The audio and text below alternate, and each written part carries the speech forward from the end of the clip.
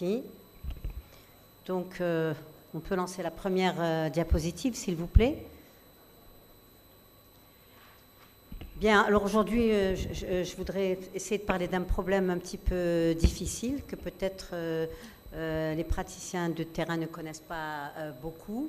C'est le problème des déficits immunitaires primitifs, qui sont, vous le savez, des maladies qu'on pensait être des maladies rares, mais qui finalement ne sont pas si rares que ça. Avec les progrès récents de la biologie moléculaire et avec, dans certains pays, la mise en place de registres nationaux de ces maladies et le développement du dépistage néonatal, surtout pour les déficits immunitaires combinés sévères, eh bien, on a vu finalement une accélération très importante ces dernières années et la découverte d'un très grand nombre de déficits immunitaires primitifs. Et donc, on est passé à une fréquence qui est estimée maintenant entre 1 sur 10 000, voire même 1 sur 2 000 dans ces pays qui ont mis en place ces registres. Le dernier document édité par l'Organisation internationale d'immunologie, puisque cette instance se réunit tous les 2 ans, pour faire la mise au point sur toutes les découvertes qui ont été faites, sur tous les gènes qui ont été identifiés et sur toutes les maladies qui sont maintenant bien identifiées, eh bien on compte maintenant près de 330 maladies distinctes avec 320 différents gènes identifiés. Et on a changé l'appellation, on les appelle erreurs innées de l'immunité.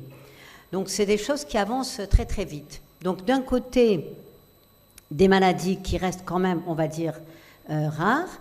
Et puis de l'autre côté, l'allergie qui sont des maladies beaucoup plus fréquentes. Donc les déficits immunitaires primitifs se définissent comme étant des maladies où l'organisme n'arrive pas à produire des anticorps ou à assurer des défenses cellulaires pour combattre l'infection. Et à l'opposé de cela, nous avons l'allergie, que vous connaissez, dont on parle depuis 2 jours, qui est très répandue, qui est très fréquente et qui est au contraire des réactions d'hypersensibilité, c'est-à-dire des réactions où on va avoir une réponse immunitaire exagérée à des stimulations par des allergènes spécifiques. Alors, quel est le lien entre les deux? Est-ce qu'il y a une zone de chevauchement? Est-ce qu'il y a une zone où les choses se rencontrent? Eh bien, oui, il y a des points de rencontre entre ces 2 maladies. Et ces 2 maladies se rencontrent essentiellement dans l'apparition, dans certains déficits immunitaires primitifs, d'authentiques manifestations allergiques qui, malheureusement, sont considérées comme des maladies allergiques et on ignore totalement le déficit immunitaire qu'il y a en dessous. Donc l'objectif aujourd'hui de ma présentation, c'est essayer d'attirer un peu votre attention sur ces manifestations, comment les reconnaître, pour ne pas passer à côté d'un diagnostic d'un déficit immunitaire primitif qui ne se serait pas manifesté comme d'habitude par des infections, mais qui se serait plutôt manifesté par des maladies auto-immunes ou des symptômes d'allergie. Alors, voilà un petit peu, si vous voulez, les multiples facettes de ces déficits immunitaires primitifs, qui est un groupe de maladies très hétérogènes. Et vous le voyez, elles peuvent se présenter, ces maladies, sous différents aspects et sous différents visages. L'infection, bien sûr, vous connaissez, c'est le propre des déficits immunitaires puisqu'il y a cette susceptibilité accrue à des infections, mais l'inflammation également, mais de plus en plus maintenant, on décrit des phénomènes d'auto-immunité, des phénomènes d'allergie, et on connaît chez ces patients cette susceptibilité particulière à l'apparition de cancer. Et donc, moi, ce qui va m'intéresser aujourd'hui, eh bien, c'est le cercle en jaune, c'est-à-dire l'allergie. Quelles sont les manifestations allergiques que l'on peut observer dans les déficits immunitaires et comment est-ce que ça se passe? Alors, vous êtes d'accord avec moi pour dire que lorsque on va prendre ce que l'on voit, c'est-à-dire des manifestations allergiques, comme étant un diagnostic final, on va aller vers un traitement des manifestations allergiques. Et donc, on va ignorer le fait qu'il y a, de façon sous-jacente, un déficit immunitaire. Et si on traite ces manifestations allergiques sans avoir fait le diagnostic de déficit immunitaire, eh bien, on va donner des thérapeutiques qui vont aggraver la situation de ce déficit immunitaire parce que ça va réduire davantage l'immunocompétence de cet individu et ça peut entraîner des manifestations cliniques qui peuvent mettre en jeu le pronostic vital. Donc la règle, c'est de se dire qu'en présence de toute manifestation allergique sévère, quelle que soit sa localisation, ou de manifestations allergiques que l'on n'a pas réussi à contrôler, il faut systématiquement se poser la question de savoir si ces manifestations allergiques ne sont pas plutôt l'expression d'un déficit immunitaire. Alors, on sait depuis longtemps, parce que si vous regardez la référence de cette communication, on sait depuis longtemps qu'il y a certains déficits immunitaires pour lesquels on observe une fréquence plus importante de symptômes allergiques. C'est le cas, par exemple, du déficit sélectif en IgA. Quand on dit déficit sélectif en IgA, c'est le vrai déficit sélectif. Ce n'est pas le déficit sélectif asymptomatique. Et dans ce déficit sélectif en IgA, on sait depuis longtemps qu'il y a beaucoup de personnes, beaucoup d'enfants qui ont des manifestations allergiques, qu'elles soient respiratoires, qu'elles soient digestives, et près de 50% de ces populations vont manifester des symptômes d'atopie. On va retrouver chez ces enfants, surtout avant l'âge de 2 ans, eh bien, un grand nombre de manifestations, des infections ORL répétées, des manifestations d'hyperréactivité bronchique, des toux répétés. Et toutes ces manifestations sont liées non pas à une allergie, c'est-à-dire non pas à un IgE, mais plutôt au fait que l'IgA est très diminué. Et enfin, on retrouve même dans ces populations des fréquences plus élevées de sensibilisation à des allergènes. Les autres déficits immunitaires de la réaction humorale, de la réponse humorale, de la production d'anticorps, c'est connu aussi en général par les pédiatres. C'est-à-dire qu'on sait, nous, en pédiatrie, que lorsque on a des manifestations allergiques qu'on n'arrive pas à contrôler, par exemple dans un asthme mal contrôlé, on va avoir tendance à chercher des comorbidités. Et dans la checklist des comorbidités, on sait qu'il faut aller regarder s'il n'y a pas un déficit immunitaire. C'est le cas aussi pour le déficit sélectif en IgM et pour certains déficits immunitaires communs variables. Par contre, ce qui est moins connu, c'est lorsque on se trouve en présence d'une triade, qui est en général une triade classique d'allergie, c'est-à-dire l'association d'une dermatite atopique, donc d'un eczéma, avec les marqueurs biologiques qui accompagnent cette dermatite atopique, c'est-à-dire un taux d'IgE élevé et une hyperéosinophilie, eh bien, quand on est en présence de cette triade, il ne faut pas toujours se précipiter simplement sur le diagnostic d'eczéma ou de dermatite atopique allergique, parce que tout ce qui gratte n'est pas toujours de l'eczéma. Et on a identifié, devant cette triade allergique dite classique, eh bien, de nombreux déficits immunitaires qui vont s'exprimer exactement de la même façon. Les ce qui rend les choses difficiles, c'est que la dermatite atopique, c'est quelque chose qui est très fréquent. En pédiatrie, on sait très bien que c'est une des manifestations allergiques la plus fréquente. C'est la première dans l'acquisition de l'allergie, dans la marche atopique. Et cette dermatite atopique, elle fait à peu près, on va dire, une prévalence de 10 à 15% dans la population générale. Mais dans ce groupe de dermatite atopique dite commune, dite banale, il peut y avoir des formes particulières qui vont dévoiler un déficit immunitaire sous-jacent. Et donc, il faut savoir mettre en avant les éléments qui vont nous permettre de suspecter, derrière ces manifestations, une dermatite atopique en rapport avec un déficit immunitaire. Généralement, les éléments qui permettent d'orienter vers un déficit immunitaire primitif, c'est lorsqu'on a affaire à une dermatite atopique sévère, une dermatite atopique réfractaire au traitement, hein, c'est-à-dire qu'on a commencé à la prendre en charge, on a dit il y a probablement une allergie alimentaire, on a mis une éviction du lait de vache, et puis on est même allé plus loin, on a dit on va utiliser carrément une éviction avec des acides aminés, et puis on se rend compte que malgré toutes ces thérapeutiques, eh bien, la dermatite atopique ne se modifie pas, et les poussées restent très sévères, et les traitements classiques sont tout à fait inefficaces. Ça se caractérise par une dermatite atopique qui est souvent accompagnée d'infections et de surinfections, en particulier à Staph aureus, et une dermatite atopique qui va se localiser préférentiellement au niveau des extrémités.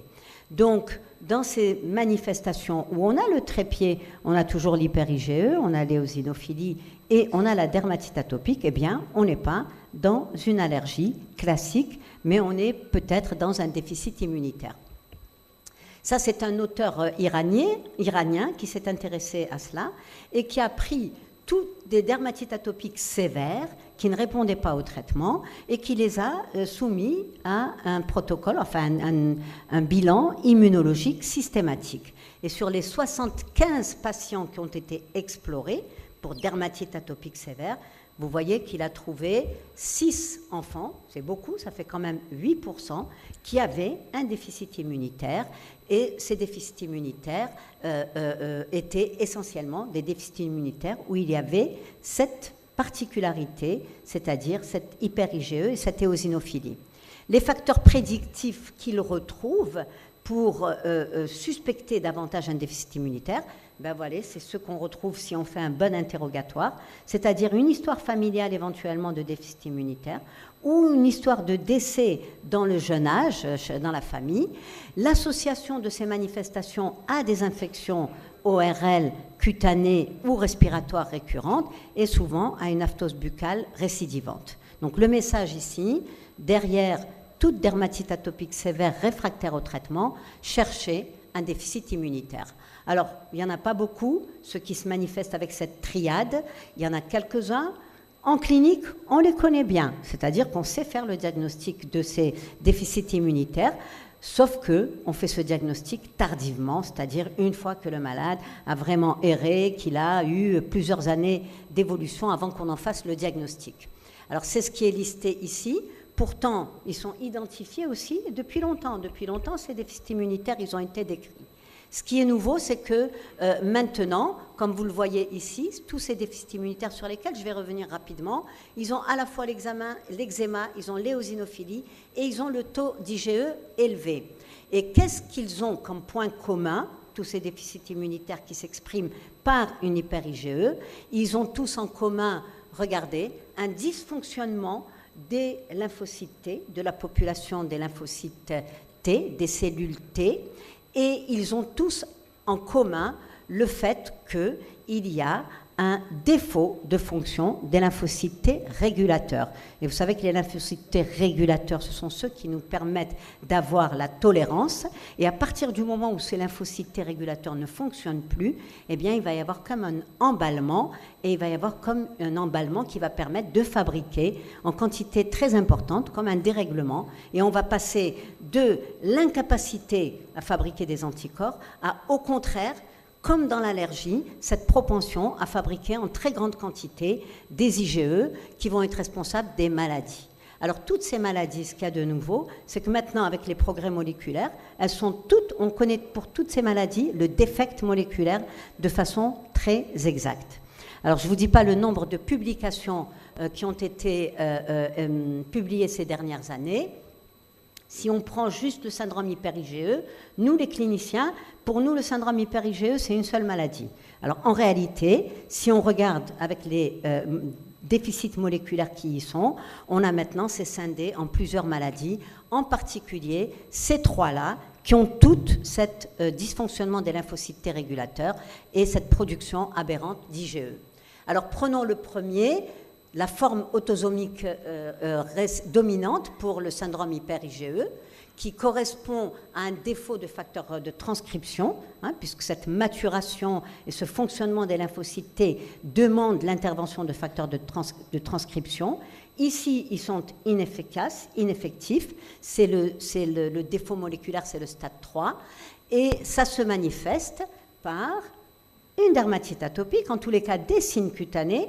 Regardez la date d'apparition de ces signes cutanés dès la période néonatale, mais personne ne fait le diagnostic à la période néonatale parce que c'est une pustulose, c'est des lésions papuleuses qui vont s'observer chez le nouveau-né, qui vont durer 2 à 3 semaines et puis qui vont disparaître. Et ensuite, cette pustulose, elle va laisser la place à une dermatite atopique qui va être très, très difficile à s'équilibrer.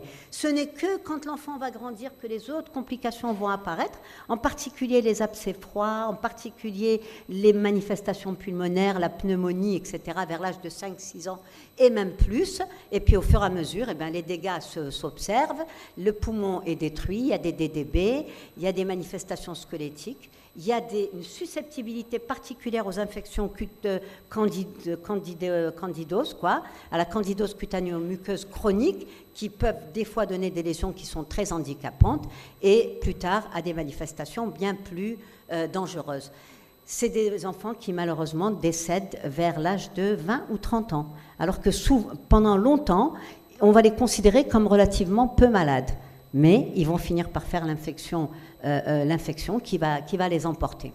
Alors, il se manifeste, comme on l'a dit, des taux d'IgE. Quand on parle d'hyper-IgE, on est dans des taux de l'ordre de 10 000, en tout cas largement supérieurs à 2 000, et une éosinophilie supérieure à 700, avec non seulement ces lympho-T régulateurs qui sont atteints, mais aussi les lymphocytes B mémoire, ce qui va retentir sur la production d'anticorps spécifiques, et ce sont des enfants qui vont relever non seulement de la prophylaxie antimicrobienne, c'est-à-dire antibactérienne et antifungique, mais aussi des immunoglobulines. Ça ne les empêchera pas de faire des complications sévères et de décéder, parce que le vrai et seul traitement curatif pour ces patients-là, c'est la greffe de moelle. Alors, la forme autosomique récessive, elle a été également identifiée et le déficit moléculaire a été retrouvé, c'était en 2009. Ça a été l'occasion de mieux préciser cette maladie. C'est différent de l'autre, pourtant ça s'appelle hyper-IgE, syndrome hyper-IgE.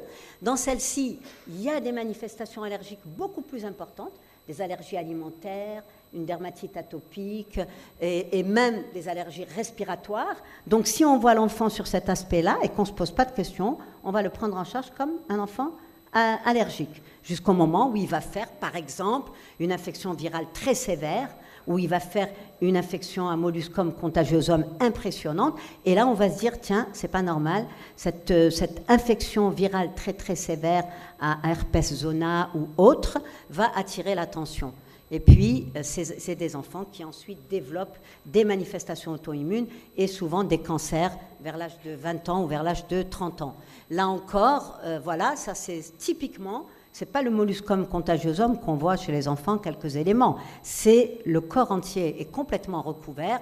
Regardez ces lésions de dermatite atopique qui sont très importantes. Et puis, il y a la conjonction non seulement des signes cutanés, mais aussi des manifestations respiratoires et des manifestations d'atopie, avec cette susceptibilité très importante à tous ces virus-là qui peuvent être responsables quelquefois d'encéphalites très sévères, à ce qu'on appelle le JC virus, qui peuvent donner des tableaux évidemment mortels.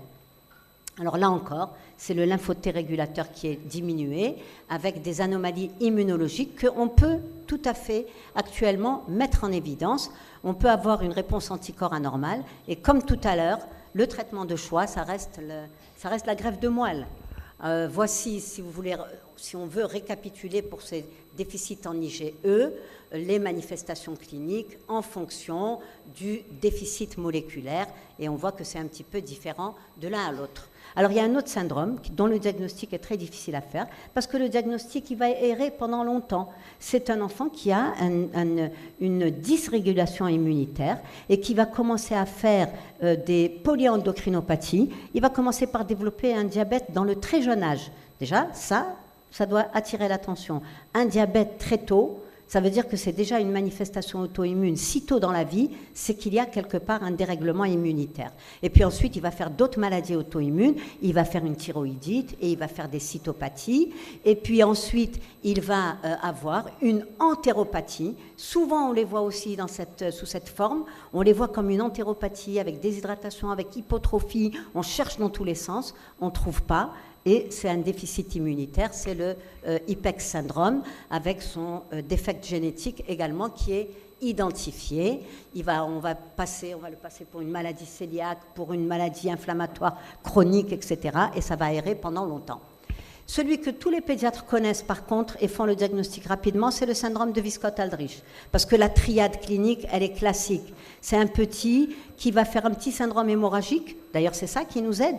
Parce que si on devait le voir juste par le biais de la dermatite atopique, on mettrait certainement plus de temps. Mais comme il a une thrombopénie et que c'est une thrombopénie avec des plaquettes qui sont petites et c'est associé à un eczéma, vous allez demander ça à n'importe quel pédiatre, il vous dira ça, c'est un syndrome de Wiskott-Aldrich. Ce syndrome de Wiskott-Aldrich, il comporte aussi des manifestations allergiques très importantes. Ce sont souvent des enfants qui sont pris au départ pour des APLV.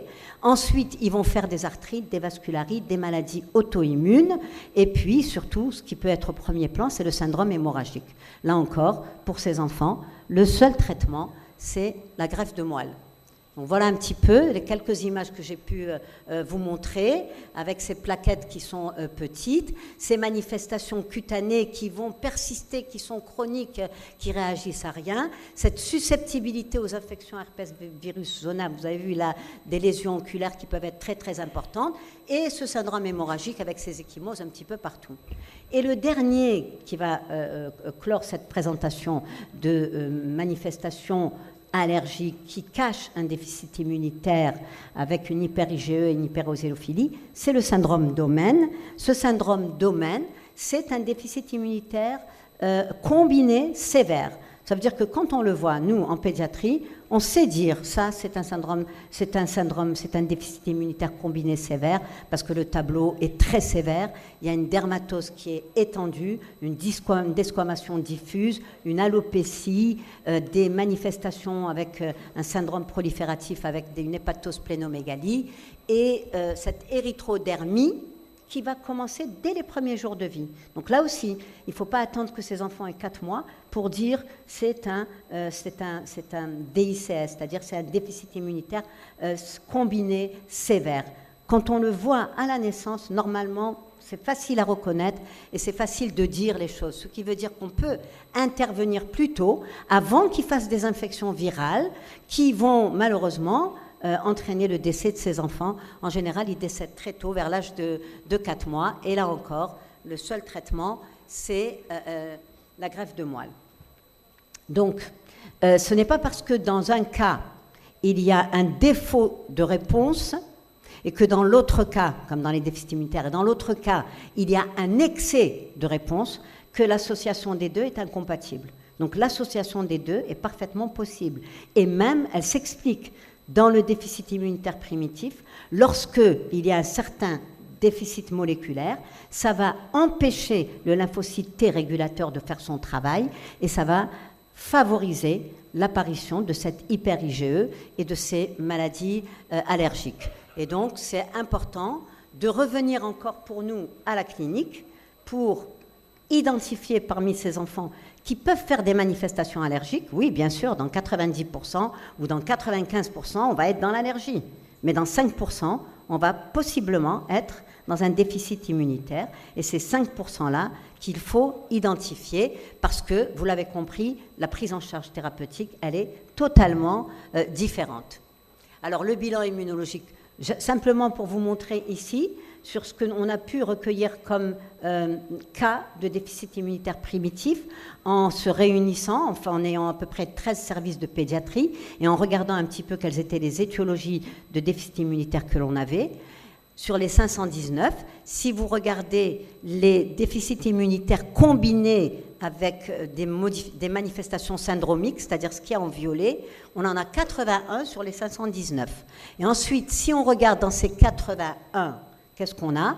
Regardez, on a 22 syndromes hyper-IgE, on a 26 syndromes de Wiskott-Aldrich. Donc ça veut dire que c'est des maladies dont on a pu faire le diagnostic. Là où on ne s'est pas avancé, c'est parce qu'on n'a pas la biologie moléculaire. Donc les syndromes hyper-IgE, à part d'essayer de les classer cliniquement, phénotypiquement, en fonction des tableaux qu'on a donnés, on n'a pas leur biologie moléculaire. Parce que malheureusement, la biologie moléculaire, elle n'est pas encore, pour ces déficits immunitaires, bien bien développée chez nous. Donc sachez que si vous pensez que votre patient il peut faire un déficit immunitaire, voilà les services où vous pouvez l'adresser, les différents services d'immunologie qui sont capables, regardez, qui sont capables de faire beaucoup d'exploration immunologique. Certains peuvent même faire de l'identification de la génétique moléculaire, du testing génétique pour certaines maladies, et beaucoup d'entre eux travaillent en collaboration avec d'autres centres. Et lorsqu'on a par exemple un déficit immunitaire qu'on n'arrive pas à bien typer, on peut très bien s'adresser à des collègues, soit en Europe, soit aux États-Unis, pour avoir un diagnostic plus précis. Donc voilà. Ça, c'est la complexité des déficits immunitaires, mais sachez qu'il ne vous arrivera pas toujours par l'infection, il peut vous arriver par l'allergie. Donc, je voudrais remercier le docteur Sadek, résident dans le service, qui m'a permis de trouver rapidement toute la littérature en PDF, parce que vous savez que ce n'est pas très facile, étant donné que nous n'avons pas de portail ou de possibilité d'avoir les articles comme on le veut. Donc, je tenais à le remercier. Merci.